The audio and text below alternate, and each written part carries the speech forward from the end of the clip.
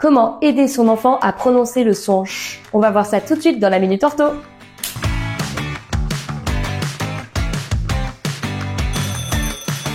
Pour prononcer le son ch, il faut savoir déjà comment se placent tous les organes dans la bouche. On va commencer par l'extérieur, le plus facile, les lèvres. Vous pouvez dire à votre enfant que le son ch, c'est lèvres en avant et bouche en forme de O, comme s'il faisait un bisou. Ensuite, voyons voir ce qu'il y a à l'intérieur de la bouche. Les arcades dentaires sont fermées. Il n'y a pas d'espace afin que la langue ne puisse pas du tout passer entre les dents. Hyper important. En parlant de langue, où est-ce qu'elle va se placer celle-là? La langue, elle est en haut, collée au palais, et elle est en forme de U pour laisser passer l'air dans le couloir pour qu'il puisse sortir.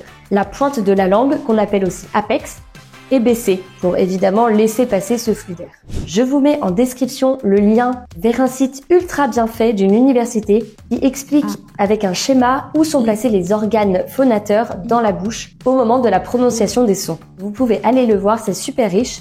Je m'en sers tous les jours en rééducation pour montrer aux enfants où se placent les organes dans la bouche. Une fois que l'enfant sait placer correctement tous les organes dans sa bouche, il faut maintenant prononcer le son. L'astuce incontournable, c'est d'utiliser ses mains pour aider le placement des organes dans la bouche et ainsi faciliter la prononciation du son. J'utilise quasi systématiquement les gestes de Borel-Mezzoni. Vous prenez votre pouce et votre index, vous les mettez sur les joues de l'enfant. Vous exercez ensuite une pression pour avancer les lèvres et creuser les joues. Comme ça. Et vous allez voir, au début, c'est un peu bizarre, mais ça aide beaucoup à prononcer le ch tout en gardant évidemment les arcades dentaires fermées. On essaye? Chut.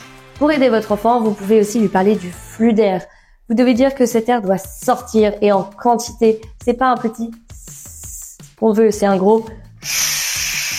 Pour que l'enfant visualise dans son quotidien, vous pouvez dire évidemment que c'est le ch de la maîtresse ou de vous-même quand vous leur demandez de se taire ou un peu de calme. Souvent, les enfants voient très bien de quoi on parle. N'hésitez pas à me dire en commentaire si cette astuce vous a aidé. Et moi, je reviens très vite avec d'autres astuces pour aider à prononcer d'autres sons.